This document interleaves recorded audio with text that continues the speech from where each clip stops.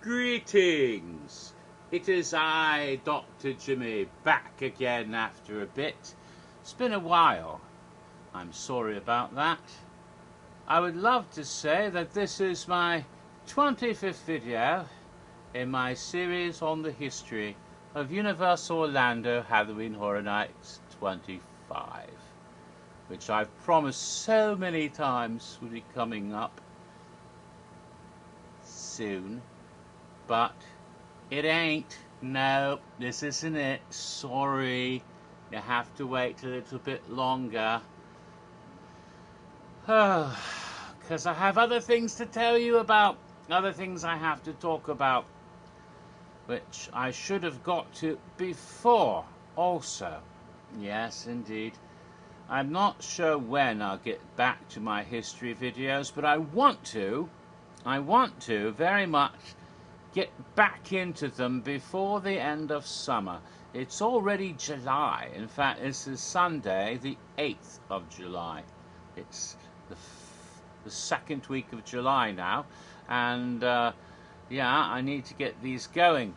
So I can get going because we've got July and we've got August.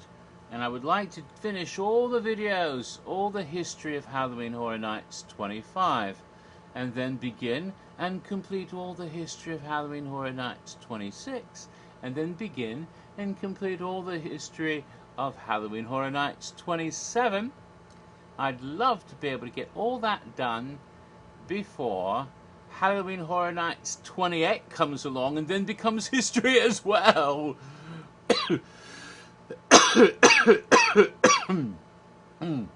Pardon. I should have brought one of my fizzy drinks with me, and I see now I failed to bring a beverage. So I have to do my best without any sort of Marco Rubio duck down and pick up water bits. Hello, there's Lenny. She had to do it. She had to say meow and walk by with her tail, because that's her way of making herself known to you. Lenny's here. You silly cat. Yes, a nice kitty. Nice kitty. Tail in my face. She beats me with her tail. Look at that. Domestic cat violence. Domestic cat violence. Here she's beating me with her tail. This doesn't hurt. It's just a ow. Just doesn't. I was kidding with the owl. She's actually never hurt me at all. Not so much as a bite or a scratch. But there's the reason for this video has nothing to do with the history of Horror Nights. It has to do with the future. Because, oh my goodness, we've had announcements, we've had announcements, we've had announcements. Oh my, it's exciting. It's my foot tapping out of exuberance. Well, yes, it was 3 weeks ago. That is, the week that was 3 weeks ago, that there was another haunted house announcement for Halloween Horror Nights 28. Oh my! And then, following week, which was week before last, there was an announcement for scare zones. The 2 remaining scare zones were given. And then last week, that is to say just a couple of days ago, we got a big revelation, not for Orlando, not even for the United States, but for Singapore. They revealed all the haunted houses, all the remaining haunted houses and scare zones and shows and everything for Singapore. Wow! All that happened in the past 3 weeks. Well, it hasn't even been 3 weeks yet because it's only Sunday. But, you know, it was on that calendar week. So, my goodness, it was the week of June. Let's see, June 17th through 23rd that we heard about the haunted house. In the week of June 24th through 30th we heard about the scare zones, and it was last week, the first week of July, a couple days ago, was it July 5th or 6th, whenever it was, just a couple days ago, we got all the stuff about Singapore. So all that's come out. So then, why didn't I make a video a couple weeks ago? Why didn't I go ahead and make this video about the haunted houses and everything? Because Well, let's see, how do I put this? By now, if you've watched many of my videos over the years, I think I've been making videos for about 10 years now, you would find out, you should know, that Dr. Jimmy is a bit of a football fan. And by that, I mean soccer. Yes, which is what the sport was actually called. In fact, soccer comes from the actual official name of the sport, which is association football. See, way back in the day, in England, which is where it all started, people would kick balls around and try to get them in goals, and this was called football. And every village, back in the Middle Ages, had their own way of doing it. And then when people started sending kids to school, making them go to school, some people, I think it was in the 19th century, back when people started getting very worried about things like, wanking and buggery, which are things that happen in boys' boarding schools. I mean, and you're putting boys in school dormitories, they're going to, do what nature it compels them to do. It's just inevitable. But they thought, oh my goodness, it would be terribly unhealthy and unwholesome for them to engage in self-abuse, and they don't even want to talk about the other thing because it's unspeakable vice of the Greeks and all that. But no, because they got it into their minds somehow that if you lose semen, sperm, seed, whatever you call it, that it's like 10 times as potent as your blood. So losing, if you lost, it'd be like losing the equivalent amount of blood, only it'd be like 10 times as much. Is it 10 or 4, something like, I don't know, twice as much. So if you lost a pint of semen, which would be very difficult to do because it's only a teaspoon, but let's say you're wanking all day long, and that'd be like losing 10 pints of blood and you'd die. And they thought you'd go insane. They thought that you'd go blind. There'd be all kinds of debilitating physical effects, and you have to protect our young men from being weakened and losing their manhood. They thought that would happen to them. So very important to keep them from doing all that rubbish. And so let's get them so exhausted physically that they won't bother with anything else, which didn't work, but that's what they thought would happen. So they thought, organize sports, make them exercise really hard. For the same reason, by the way, they invented breakfast cereals in the United States to keep you from wanking. They thought if you'd eat cornflakes and grape nuts and graham crackers, the thought was that somehow eating a more vegetarian diet instead of eating all that red meat for breakfast would keep you from wanking.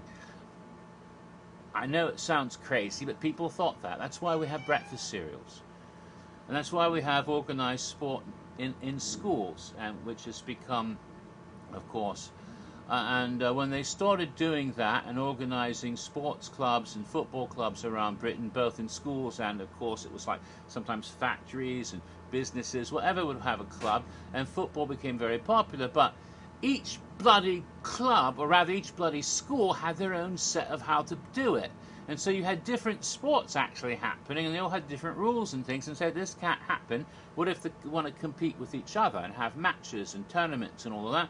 We need to have one set of rules. So they came up with what they called association football, which would all be, so these football associations would all follow the same rules. Whereas other things, a lot of the other variations disappeared, but one in particular stuck around. It was called rugby football, and now we just call it rugby, which was different from association football. Well, why is it called soccer? Well, there was one chap, I don't remember his name, but in the 19th century, he liked to, probably was at Oxford or someplace, and he liked to, use abbreviations and nicknames for stuff. So he comes down to eat his breakfast. He says he's having his breakfast, and he wants to play rugby. I'm going to go play rugger. And so he wanted to come up with an abbreviation, Association Football. He took the letters SOC from Associate. I'm going to go play soccer. And the name stuck. Didn't stick too long in the United Kingdom. Sort of disappeared there. But it was picked up in America and in Australia, where they still call it soccer to this day, especially because they made up other sports in those two countries, here in the United States and in Australia, which they then call football, including the sport in the United States, which is actually technically called gridiron football, but is now simply known as football in America, which you don't actually play with your feet, but mainly with your hand. You do kick the ball at one point, but it's mainly held in your arms, throwing, passing. It's all done with the hands, and that it puzzles people in every other part of the world except for Australia, where why do you call this other thing football when you don't even play with your feet? Whereas what everyone else calls football is played with your feet. Football, get it? Yeah. So it puzzles people. But anyway, I am a big football fan, and by that I mean soccer. And I follow a lot of clubs. Some are really good and do well, and I'm happy because, in England, there's Manchester United. It's my favourite British club, English club, I should say. I also like in London Chelsea. I don't like Arsenal. I like Chelsea. So I don't like Manchester City, and I'm not terribly fond of Liverpool because I'm a red, Man U. But in London, I'm blue. I like Chelsea. Okay. Now in Germany, I like in the Bundesliga. I like the Bayern, FC Bayern München, or FC Bayern Munich. I like them quite a bit. There's a chap called James Rodriguez, actually James, spells like James, James Rodriguez. He did very well in the last World Cup 2014, where he was the Golden Boot. This time didn't do so well. Poor little James, he was weeping when he lost to England. He didn't even play though because he'd been hurt, so he was on the stands, but he was weeping when they lost. I felt sorry for him, but not too much, because England, it's coming home. It's coming home. Okay, but he plays for Bayern Munich, and so does the Polish Robert Lewandowski, and they played each other and they hugged before they went out, but then they really went after each other on the match between Poland and Colombia, because that's what you have to do, even if you're friends and on the same club. And Neuer, the German goalkeeper, is on the same club, but Germany didn't make it either. But I was just in Munich about 2 months ago, and I went to a shop there on Orlandostrasse, amuses me that this is, and got a facsimile of James's shirt from Bayern Munich. And I like it because it says on the back, James, that's my name, James. My first name is James. His dad named him after James Bond, which is kind of ironic, seeing as James Bond's an English icon and England just kicked his butt. But James is how he pronounced it. But it says James on the back, and it's number 11.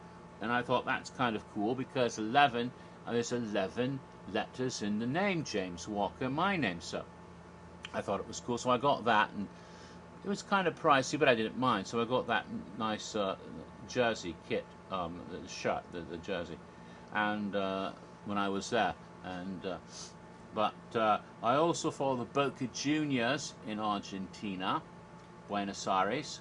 Like them quite a bit as well. But my favorite team in the world is Orlando City Soccer Club, our own Lions here. And I must be a masochist to be a follower of Orlando City. Oh my God. Oh my God. I mean, they were doing so well earlier in this season. They had 6 games, won in a row. It was so good. And now, well, at least they're setting records. I mean, no other team in the MLS has lost even 8 games in a row, much less 9 after last night. Oh God. Oh God. I don't know. But I'm still going to follow them because I'm loyal to my team, Vamos Orlando. Though I think you're going to hell is where you're going. Oh my God. Sorry, weeping. But also in international competitions like the UEFA Championships every 4 years, and that Portugal won last time 2 years ago. The Euro Cup, some people call it, and of course the World Cup every 4 years.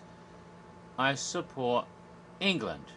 Now, I do support the United States when they're in the thing, but usually after the first couple of rounds they're gone, and then I can go ahead and support England, because usually around a little bit longer than the United States in these things, but not too much longer, because they usually get eliminated rather quickly as well.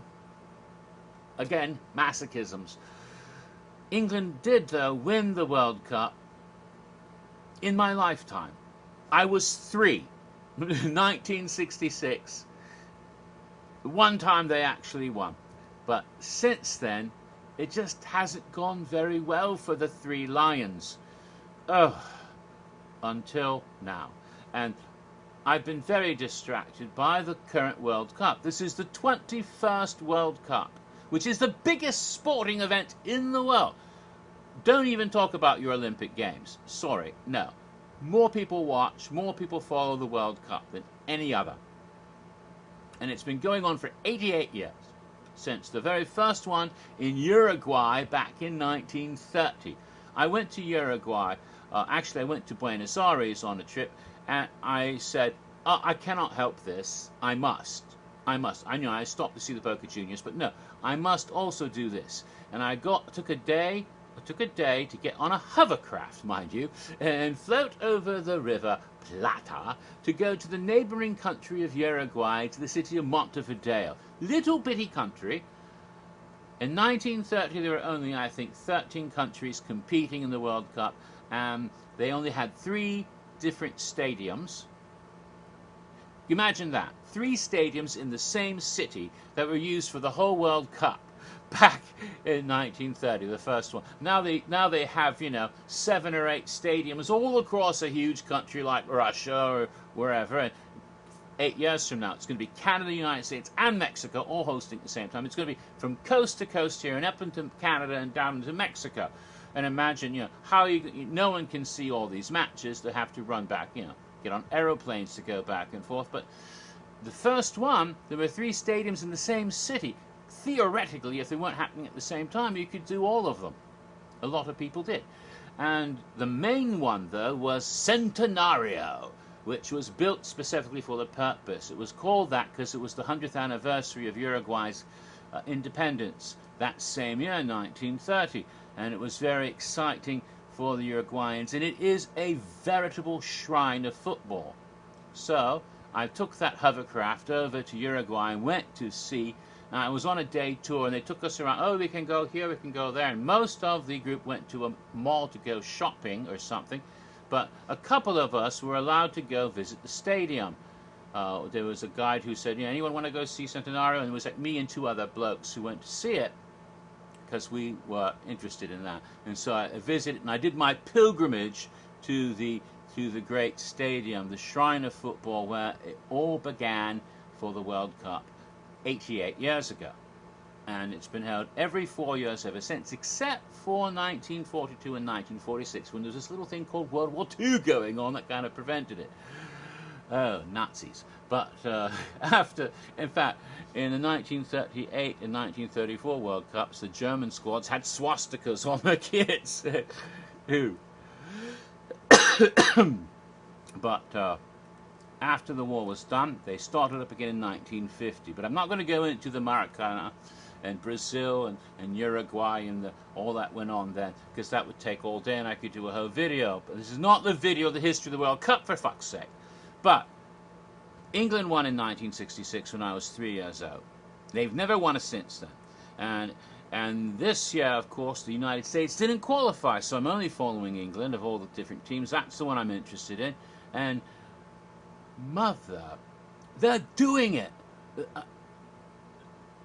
They're doing it. I mean, no one's more surprised than the English. They're actually winning. and they made it out of group, and they made it through this round of 16, and they made it out of the quarterfinals, and they're going to the semi-finals for the first time in 28 bloody years. Last time they got to the semi-finals was 1990 in Italy. A lot of you weren't even born then. I was in my 20s, still living in Hawaii. They're going to the semi-finals. They're going to go against Croatia. Will they beat Croatia? I don't know. There's the dark one. Theory. That's what Modric looks like him. He looks like Robert Carlyle. So I think he's using magic to win. And but it comes with a price. Don't forget, magic comes with a price. Seen all those Once Upon a Time episodes. I know that. So, yeah, we'll see what happens. And Harry Kane, the team captain, is going to get the golden boot for sure because he's got 6 goals and no one else has got more than 4. You know, Lukaku got 4. He's the only one still in the tournament with 4 because, what's his name? Denis Krishnis, Russian chap. Can't remember how to pronounce his last name. He got 4 yesterday, but then they lost, and so they're out of the tournament. So right now, and Ronaldo had 4, but they lost. They're out of the tournament. Portugal's gone. So Harry Kane's got 6. No one else has even got 5. Goals, I mean. So he's going to get the golden boot for sure, I hope, unless someone comes up with a whole bunch of goals in the next couple of matches, and I hope not. I hope it's going to be Harry Kane, even if England doesn't go as far as I'd like, but maybe they'll get to the finals and play either Belgium or France. God help us, if they win, you'll be able to hear England going insane all the way here to Florida. You'll hear it. You will hear it. The noise will be that loud. And Gareth Southgate will be getting a knighthood from Her Majesty, and maybe Harry Kane too, and maybe Pickford, the goalkeeper, who's been marvellous. Oh my God, saving goals. Oh, brilliant, brilliant, brilliant. Just, it's coming home. It's coming home. Football's coming home to England, where it all started. You know, everybody else started playing it better than the English all around the world, but now it's coming home to England. That was a song they put out in 2006. Didn't come home then when the World Cup was in Germany, or 2010 or 2014, but it may just happen this year. So it's very exciting. So I've been distracted by that, and that's why I've been busy watching football, and I haven't been making videos for you. Okay, it's already bloody hell over 20 minutes, but now you know why it took so long to get here. So, 3 weeks ago, they announced a haunted house for Orlando. And was another original haunted house, and it's the wrong button, and it's called Slaughter Sinema. Slaughter Sinema. My goodness, what does that mean? Slaughter Sinema. Well, it's an original house, as I said, and it's going to be, where it's located, we've got no idea. Some people think it may be in one of the sprung tents, but they didn't say that. But it's set in a drive-in cinema. We've seen those before. In fact, I don't think it was explicit, but I have some reason to think it might be in the very same Carey, Ohio drive-in that a certain scare zone was set in a few years ago. And the idea is you go into the drive and you come up to, and there's going to be trailers as you go in the house of movies that will be playing in the drive-in cinema. Now, it's set in the 1980s, just like a lot of the event is this year. We talked about that before. And in the 60s and 70s, there was a certain kind of movie that only tended to play in drive-in cinemas, or in the rather cheap, crappy, floor is sticky, you put your popcorn down and it might just move away by itself because there's a rat in it, or a cockroach as big as a dog takes it away. And maybe you be careful what's sticky on the floor, because I mentioned wanking earlier, and sometimes they show naughty movies in the same kind of cinemas, and you don't know what might be going on in the back seats. You know, there might be a guy in a raincoat, and he might be doing something with somebody else back there, or what's happening in the bathroom. You don't even want to use the genre in these Grindhouse cinemas. God knows, it might be quite hazardous health violations. But you'd see these low-rent B-movie, schlocky movies, and very often they're exploitation movies and action movies, kung fu movies, but often the best horror movies, because those are cheap and easy to make. And always people will pay to see horror movies, no matter how bad they are, and they don't show in the proper cinemas, and so they went to see that. In the 80s, though, there were still a few drive-ins left, and there used to be this, I think he still exists, but it used to be Joe Bob Briggs was right for newspapers back then, and then he got a TV series on cable eventually, and I think he's still around, but he used to bemoan the fact that the drive-in cinemas were closing, and it was because of home video, VHS cassettes, like they have on the website, right?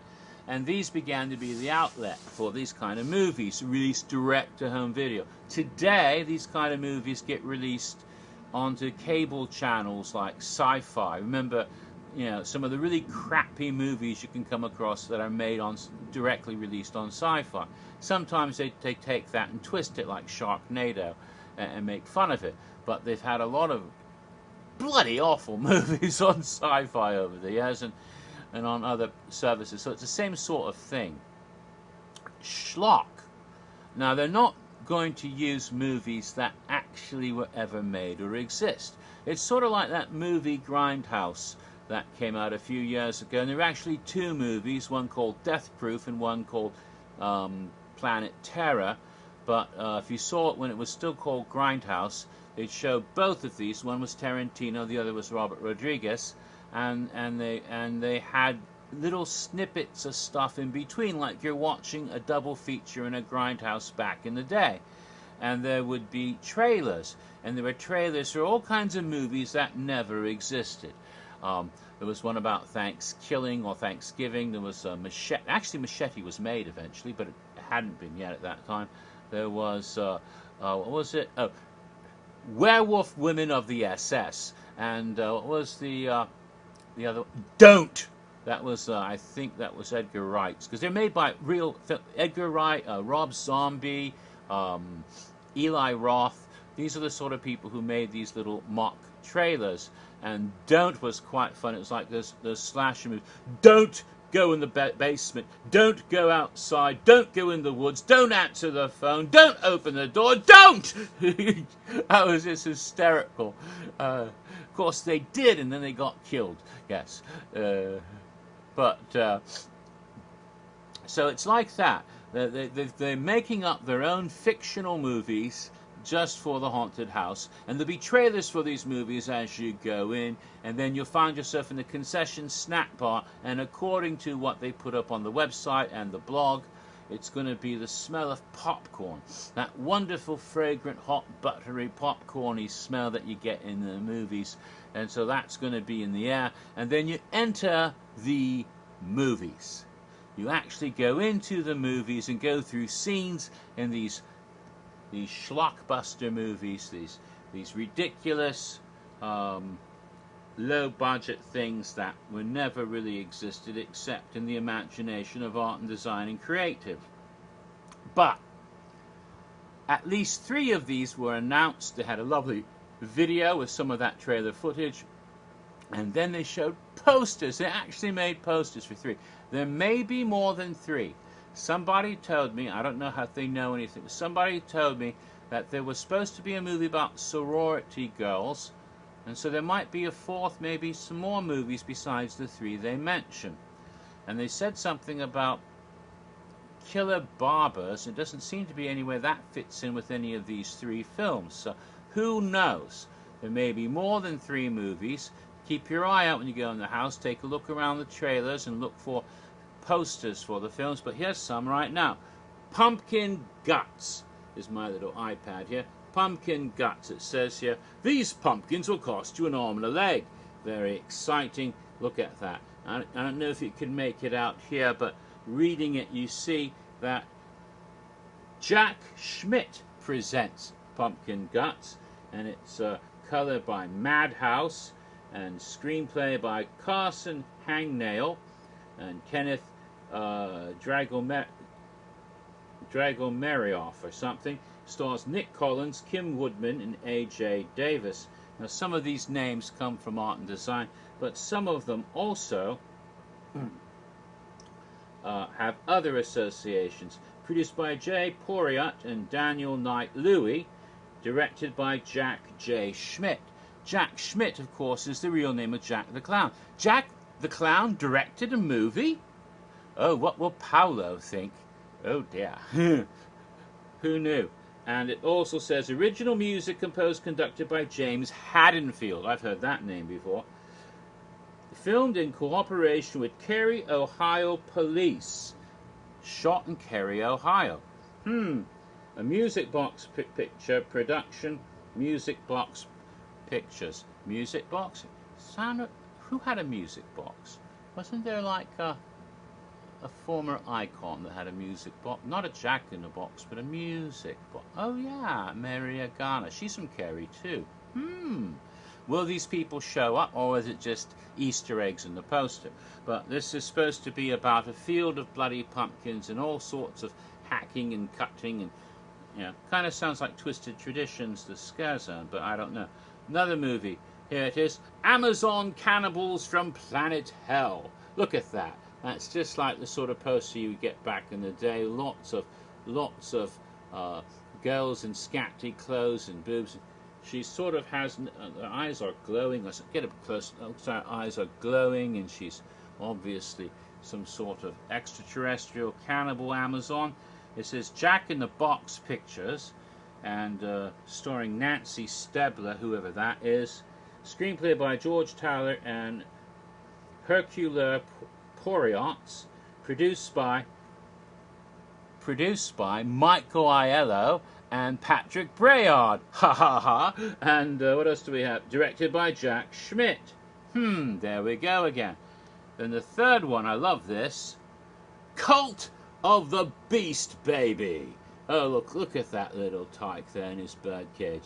Isn't he just adorable? Look at him, he's adorable. And he's going to eat your soul, because he's a demonic beast baby. Speak of the devil. Filmed by David Hughes. Now that's someone who works for art and design. Starring Albert Kane. Albert Kane? I didn't know he ever acted. I thought he just caretaked. What's... I don't know.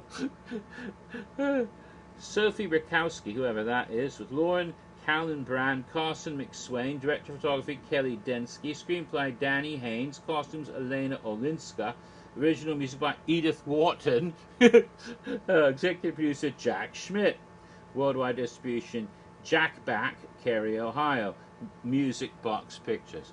So those are the three movies we know about. Something about Amazon cannibal women from Planet Hell and a demonic beast baby, and there's pumpkin guts. But there may be more. It just sounds absolutely entertaining. It's like going back in the day of video nasties and Grindhouse cinema and living through the most schlocky, wild, insane horror movies imaginable. And they are imaginary. You won't find these on Netflix. You might find something just as bad or just as good, depending on your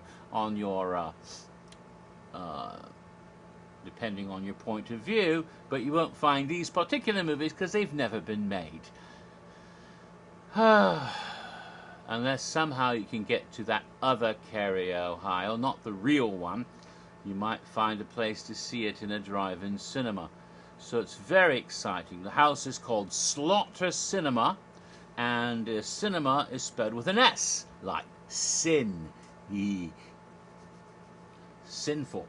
And it really sounds like a lot of fun, and I'm looking forward to it because it's like something I might have enjoyed when I was a young man in the 1980s, going to the drive-in to see some awful movies and have a good time. Now, it's an original house. So they've revealed, of course, first an IP, Stranger Things. Then they revealed an original house, Dead Exposure, Patient Zero. And then they revealed an IP, Trick or Treat. Then they revealed some scare zones, original scare zones, Harvest, Twisted Tradition, and what was the other one? Oh, Vamp '85 New Year's Eve, and also told us Academy of Villains was coming back, and then also dropped the bomb of the '80s theme and 10 haunted houses, not 9, 10. So that was very exciting. And then 3 weeks ago they announced the 4th haunted house after announcing Stranger Things, an IP, Dead Exposure original, Trick or Treat, an IP, Slaughter Sinema, an original. It seems to me that they are alternating between IP, original, IP, original. What could that mean? Because they haven't ever gave house announcements in this unusual way ever before. In previous years, they've been announcing the originals all at once, earlier, and then maybe all the they released the IPs earlier, and then the originals usually all at once around August or something. That's the way that usually went. A couple of variations, but that's pretty much the way they did it. But now, because when they released Dead Exposure second, and everyone's going, this is not normal. What does this mean? And then the '80s theme, well, that's what it's about. But it's more than that, I think. If you remember in a previous video, I said 10 haunted houses, and I looked at my hands. Even number, could it mean 5 of each sort? 5 IPs, 5 originals. And if they're doing it like this, maybe they're going to continue with the next house reveal. If the next house reveal is an IP, that would be a clear indication. Then original, IP, original, IP, original. It could be a strong indication that that guess of mine might be correct, and there are going to be 5 IPs and 5 originals, and that's why they're releasing this information alternating from one to the other until they get them all done. That would be quite wonderful. So if that's true, when they release the next haunted house, it'll probably be an IP. But when? Probably sometime in July. It's July now. It could be the next couple of weeks. But definitely before the end of August, because otherwise it'll get too close to, has to be by August. So, oh my goodness. So that's very interesting. Also, before I close this first video, I do want to point, even though it's already past 30 minutes, permit was seen at last, and we have the 10th house location. The other houses are pretty much where they were last year. Slight variation in the sound stages, but still 4 sound stages this time. 2 in soundstage 24, soundstage 22, and soundstage 25 being used for the first time in a couple of years, actually since 2014, first time in 4 years. 4 houses there: the Shrek Secondary Theatre, the Men in Black temporary tent up by the Men in Black extended queue, the 2 sprung tents, and the parade building. In addition to those 9 located, that's 1, 2, 3, 4, 5, 6, 7, 8, 9. Wait a minute. 1, 2, 3, 4, 5, 6, 7, 8, 9. Yeah, 9. There had to be a 10th location. What was it going to be? All kinds of theories. Turns out those who had thought the new parade building were correct, because we found the permit. It's the new parade building, which has been built, and they haven't torn the old one down yet, because apparently they're not ready to build Kid Zone yet, so it's not ready to tear it down. Not Kid Zone, but Nintendo World, which was thought to be going up construction soon, but apparently not. So who knows what their plans are. We hear different things every freaking day, and so that parade building will apparently still be there through Horror Nights, Building 79, the original parade building, but the new one is there also, so they're going to use that for another haunted house. Which house will be in that second one, we don't know. All we know for certain is Trick or Treat is going into Building 79. I've heard rumors about the other houses, Stranger Things. Soundstage 25 is what one person told me, but I don't know if they know anything or not. People are always saying things. People say they know where all the scare zones are. The only one that's been confirmed officially, to my knowledge, is Twisted Tradition in Central Park. But people have come up with locations for all of them, saying it was confirmed. But how is it confirmed? They don't say who confirmed it. unless they have an inside source. I don't know. I try not to do that sort of thing anymore, so I have no idea where they are. I can make guesses, and it sounds likely, most of them. So I guess they may be right very much, but you never know. But we don't really know where it's going to go. But we do know where the 10th house location is. Also, before I finish this, and I'm running out of time, they had some wonderful stuff the other day. Backstory stuff like they used to have on the websites. You used to click on stuff and get clues and information. They had a whole bunch of wonderful backstory stuff for Dead Exposure Patient Zero on Twitter. A series of postcards that had been sent from a woman on her honeymoon in Paris to her sister living in Carey, Ohio, in 1982. And when the zombie outbreak starts, and by going through the postcards you begin to realize something creepy is starting to happen, and then the zombie outbreak starts, her husband dies, and she's all... But it's full of all kinds of neat background about Paris and about things that might be in the haunted house Dead Exposure, like Père Lachaise Cemetery, where Jim Morrison's buried. Are we going to have a zombie Jim Morrison or a zombie Oscar Wilde come out of the graves at Père Lachaise? That would be cool. You know, the subway, the metro in Paris, or maybe other locations, the catacombs. I know they're gonna. I'm sure they're gonna do the catacombs in this house. It just would be ridiculous not to. All this kind of stuff. Easter eggs about Carey, Ohio. Charlie McPherson. The address that being sent to is the same address as was given as Charlie McPherson's address in Legendary Truth a few years ago. No coincidence. The woman she's sending it to is named Kimberly Duncan. That's her sister. Anyone who's been to Universal over the years might recognize that name because it's someone super. If you remember the lady from Terminator 2 3D, which is now closed. So she grew up in Carey, apparently. And Charlie apparently is some young relative of hers. At least that was the indication that you could gather from this. There are other Easter eggs in there as well. It's all quite fun. So it's on Horror Nights ORL's Twitter feed. If the tweets are still there, look at all those postcards. They're interesting. And I'm sure if you belong to one of those Horror Night forums or Facebook groups, they've got them all stored for you to look at. You can even dig them up on my Tumblr blog somewhere, although I got all kinds of shit on my Tumblr, so it might take you a while to find it. Go to my archive, and you can see where the pictures are and look at them directly on Tumblr. When you're looking for something specific, go to the month you think it is and look in the archive, and then you can skip over all the other pictures and zero in on things like Horror Night stuff that way.